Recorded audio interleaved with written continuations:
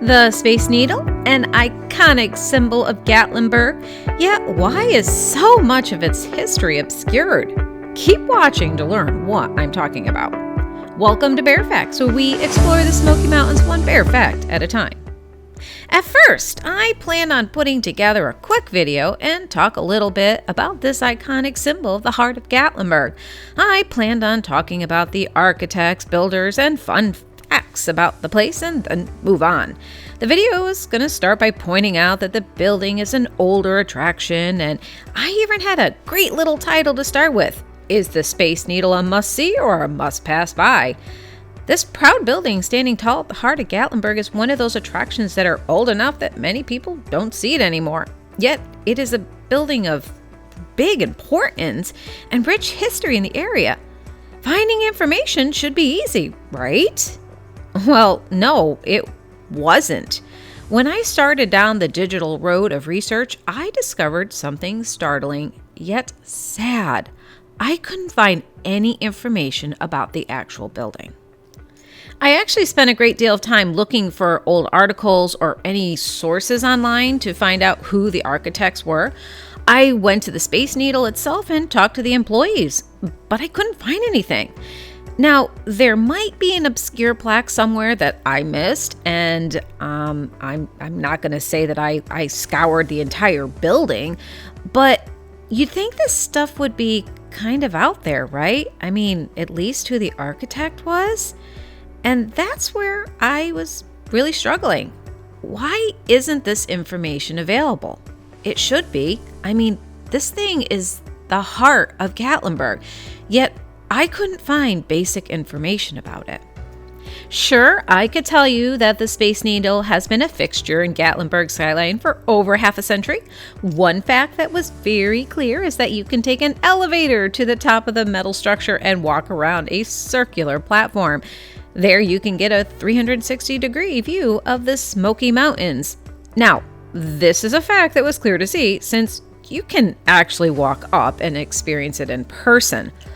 But that's where the straight-up facts end. Who built it?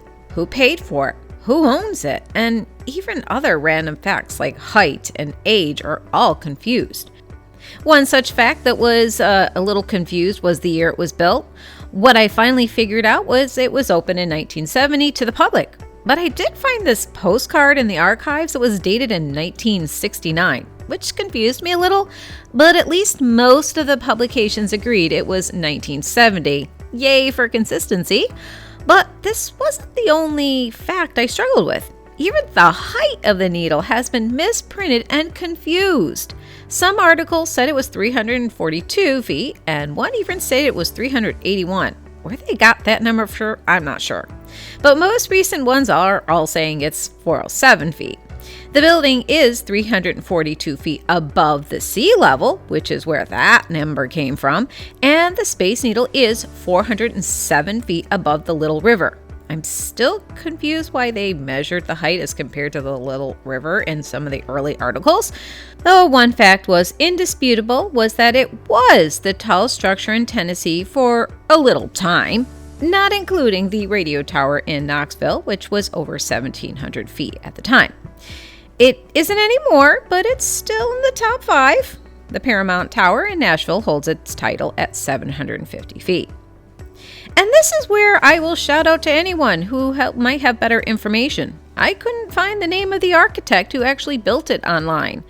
You'd think that the structure that is so iconic to the Smoky Mountains would have this bit of information out there. But nope, I couldn't find any article on the tower that told people the name of the architect or who paid to have it built. Not unless I paid to get a research done, which shouldn't be necessary. I even went to the Space Needle, like I said, and talked to employees, and even they didn't know. What little I found out about the structure was interesting, but not super helpful. One older article said that one of the biggest hurdles they had with building the steel structure was getting the steel to Gatlinburg. By the 1970s, most of the railroad systems had been removed, and transportation of the 600 tons of metal was not easy.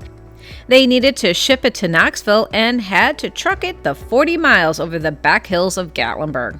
The next hurdle was building the base. They used over 2,500 cubic yards of concrete to fill the 35 by 60-foot base. Once again, all done in the back country where the roads were not as good as they are now, and sometimes they're not that great as it is. But how did this towering structure like this end up in the small mountain town like Gatlinburg? I mean, most people think of Niagara Falls or Seattle when thinking of this kind of structure, so how did the Smoky Mountains get one? The Smoky Mountains has been a summer tourist destination for the wealthy coming in from Knoxville long before the creation of the national park. The Elkmont-Daisy Town being one of the first real tourist towns in the Smokies. But the creation of the national park in the early 1940s really spurred on the growth of Gatlinburg, and by the 1960s, hotels, restaurants, and other recreational resorts were far more common. Gatlinburg was now accessible for all people, and not just lumber workers or trappers and the wealthy. And they also had free parking at the time, which is a perk we no longer enjoy. Across the valley, Skylift Park had already opened their very popular chairlift attraction in the 1950s, putting in one of the first chairlift operational centers in the region. Uber Gatlinburg was also a massive draw, though at the time it was just a ski resort. They were also ready to expand their attraction in the early 70s by adding their signature aerial tram. Ripley's was also taking roots in the area. The Ripley's Believe It or Not Museum also shares a corner with the Space Needle, also having opened their doors the same year. People were beginning to really take notice of the majestic beauties of the Smoky Mountains, and they were coming in droves. The story how the Space Needle was conceived, or even who conceived it, is lost in history. My best guess is that the landowner at the time decided to cash in on the excitement. There are a few big names that always come up when looking at the history of Gatlinburg. The Huffs, the Ogles, the Regans, Whaleys, and Mapes family have been around for a long time. These families still own a significant portion of Gatlinburg and have a lot to say in who comes and goes. And because some still own the land and have some influence, newspapers just didn't get the information unless it was shared. Old families, old town. Welcome to small town America. The original owners must have seen a need in the community and wanted to do something about it. With all these tourists coming into the mountains, they must have thought, who wants to climb the top of a mountain or drive perilous roads to get a better view? Let's give the people something to really draw them in, provide them a unique experience, and give guests an easy access view to the mountains, giving visitors a little thrill and a fantastic view right in the middle of Gatlinburg. And we can make a little money at it while we're there. Now, building something like this didn't come cheap. It cost an estimated $1.5 million at the time, which, if you adjust for inflation, would be well over $10 million today. And with the soaring inflation of real estate in the area, just double that price and add to the land costs. And it seemed that the investment paid off. As the name implied, the goal was to bring a new, modern twist to the blending natural beauty with a dash of futuristic design. It was the Space Needle. The owners of the Space Needle, from what I could find, sold the Space Needle to the Hensley family in the mid-1990s. They might have sold it after the fire that almost destroyed Ripley's and did significant damage to the arcade at the base of the tower in 1992. The cost of repairs and fixing things up must have been staggering. The Space Needle is actually owned by the Deux Run Corporation, but is basically run and operated by the Hensley family. The family actually tried to sell it again in the late 90s for a few $1,000,000, but it looks like they didn't get a buyer or change their minds, as the company is still operated by the family today. I wonder if they were happy they changed their mind. I imagine the cost to fix and maintain the structure is staggering. I'm sure they make money off of it, but the owners must have to be careful with changes in everything they do.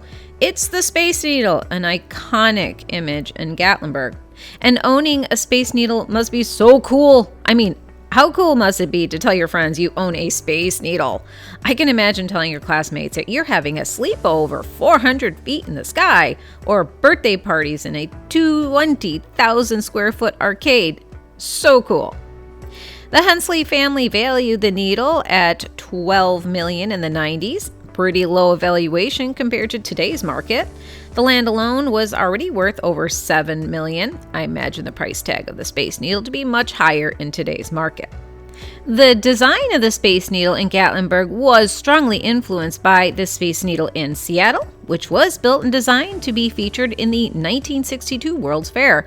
The two structures are not only sisters in design, but name as well. Both look out at different oceans. Where Seattle stands watch over the Pacific Ocean, the Space Needle in Gatlinburg stands sentry over the blue-green seas of the Smoky Mountains. Now, finding the Space Needle isn't very hard. Just look up. It's that tall metal-looking thing in the middle of Gatlinburg. Finding the actual admission booth to the Space Needle might cause a little bit more of a problem for some people. The 20,000 square feet of arcade below make it a bit of a jungle to navigate. The Space Needle sits between two roads, Airport Road and Reagan Drive. Ripley's is in front of the Space Needle. They may share a wall, but they are not actually connected. There are two entrances, and both will lead you through a large arcade. For those of you who just want to go to the observation deck, the quickest way is to take the entry through Airport Road across from Bubba Gump's. But you can get to the ticket booth from either side. Just keep going in a circle until you find it. One nice thing about the Space Needle, at least when we went, is that your admission includes 2 trips to the top. The base cost is $15.95 for adults, with discounts for kids and seniors. If you plan it just right, you can check it out during the day and come back in the evening.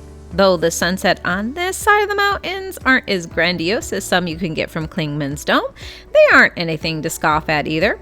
Some people like to time it just right and enjoy a sunset followed by the views of the city as it begins to glow. The Needle has ridiculously late hours, like midnight. They open at 10 a.m., so no sunrises here, but surely you can get a sunset. Now, as I've pointed out, there are 2 elevators. The elevators are old, or as old as the building, but they are maintained and worked on regularly. It's kind of cool on a windy day. You can hear the metal cables clinking above, a reminder that this is a truly historic building. If you listen hard, you can hear them clanging on this warm fall day.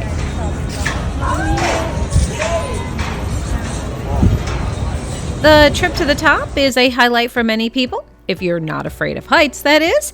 As you ascend or descend, you'll get a view of the city below as you watch out the glass wall of the elevator. You get to look out of the city below as you are pulled up the 400 feet. You might also notice the staircase as you go up. At one time, people were actually allowed to walk up the stairs, which might have been exhausting, but I would have loved to challenge myself. Once you reach the top, you'll also see a wide wooden plank platform that guests can walk around. When I talked with the attendant at the attraction, he had heard when it first opened that the platform was all metal and the wood was added later. I don't have any confirmation on that, but it would make sense, I guess. The owners have put in significant amount of money in maintaining the integrity and health of the structure, but there's definitely signs of its age, something that's unavoidable in a metal structure in the elements. The Smokies have extreme temperature changes, and I'm sure that there has been some corrosion due to environmental factors and pollution. From the platform, you can look out at the city below and the mountains just past the city limits. There are informational plaques at each corner of the circle. Okay, you can't have a corner on a circle, but you get my point. Anyway, you can walk around or sit at a bench and take in the sights for as long as they are open. There is no time limit. When you're ready to leave, go to the elevator and hit the button to go down. The Space Needle also has a few other things that people can do if they're visiting. Down at the base, you'll find an arcade, one of the largest arcades in the area, making a perfect stop for families looking for something fun to do. They also have a large pinball machine room they just recently added. This space used to be an escape room attraction, but they have moved across the street. The Iris Theater is also inside. The current show is the Impossibilities Magic Show with master mentalist and magician Eric DeBell. There's also a pizza shop, a slice of pizza in the arcade. They sell large pizza slices or whole pizzas if you're really hungry. The Space Needle also plays a huge role in local events, especially on New Year's Eve and July 4th, when the tower becomes the centerpiece for Gatlinburg's annual fireworks shows. It's a tradition that draws crowds in from all over, with the fireworks launching right from the needle itself and can be seen for miles away. There's no doubt that the Space Needle is an amazing attraction with a long history in the Smoky Mountains. It's a true centerpiece and an icon for Gatlinburg, an attraction that stands out. But with age comes, well, all the things we don't enjoy with age. The building is dated and shows signs of its age. Many people find it to be anticlimactic and would prefer a more flashy attraction. But here's the thing. The Space Needle is a classic. The 1960s inspired design creates a nostalgic feeling. Even the elevators, older in design, give you the sense of age.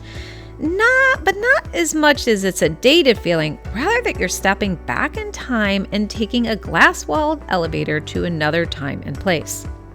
This is the reason that so many people enjoy heading to the Space Needle. Whether it's for the first time or the 10th time, the views keep changing, yet it's always the same. Because even though you're looking down at an ever-growing and changing city below, just past those buildings are the mountains. Though changing as well all the time, they are truly timeless.